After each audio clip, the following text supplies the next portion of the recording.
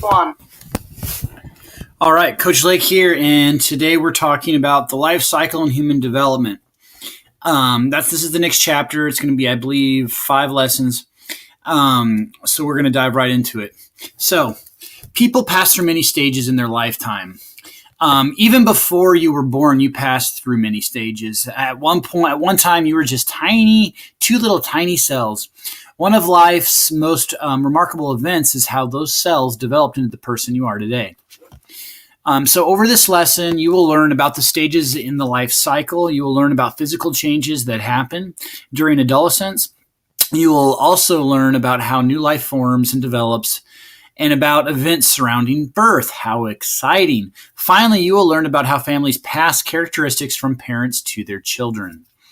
So, what are the goals for learning over this section? To identify the stages in the life cycle, which we're going to talk about a lot today, to explain the changes that take place as young people mature into adults, to describe the male and female reproductive systems, to describe how new life forms and develops and the process of birth, to explain how characteristics are passed from parents to children. So, starting off the bat, the life cycle and adolescence. Psychologist Erik Erikson studied the different stages of life. He determined that people usually go through 8 stages of life. Erikson's ideas are called a model of social and psychological development. Erikson believed that a person could overcome an unpleasant experience in one stage by being successful in a later stage. So what are the early stages of development? So the first stage is from birth to 18 months. If infants learn that their basic needs will be met during this time, they learn to trust. If the infant is not well cared for, the infant may learn to mistrust others. Okay, the second stage is from 18 months to 3. Children begin to do things on their own. They begin to be less dependent on others. If they are not allowed to learn some independence, they may start to doubt their abilities or feel shame.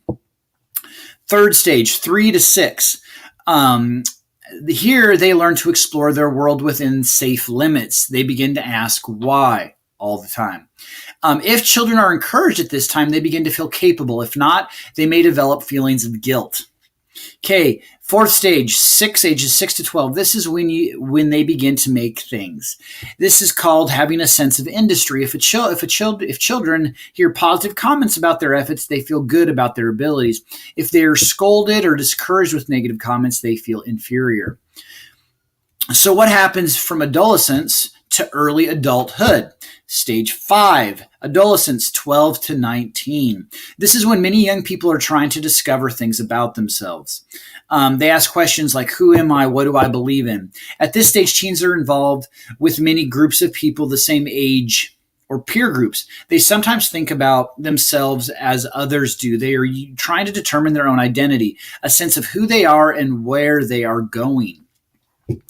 If a person had trouble with any of the early stages of development, if that person may have difficulty dealing with stage 5, if they have feelings of mistrust, guilt, or inferiority, they may become confused about their role in life.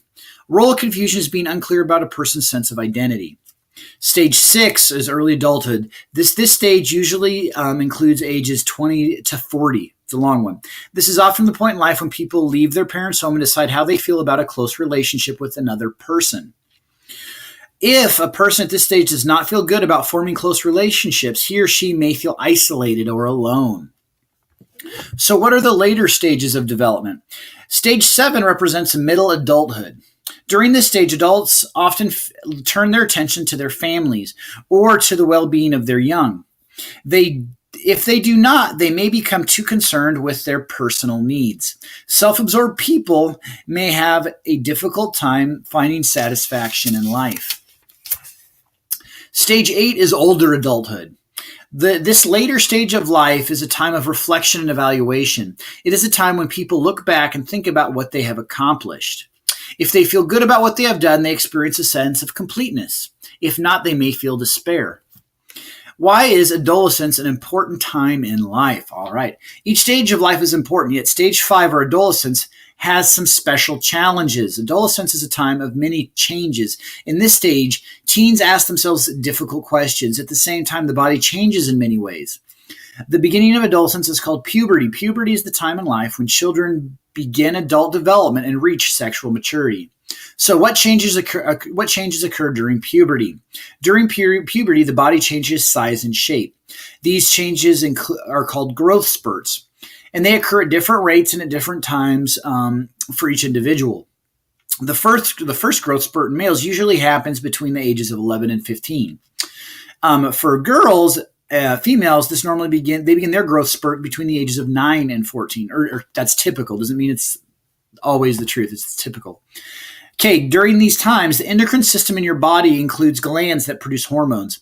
The pituitary gland produces hormones that signal many changes during puberty. Some hormones control the amount and timing of growth. Some hormones control the development of the reproductive organs.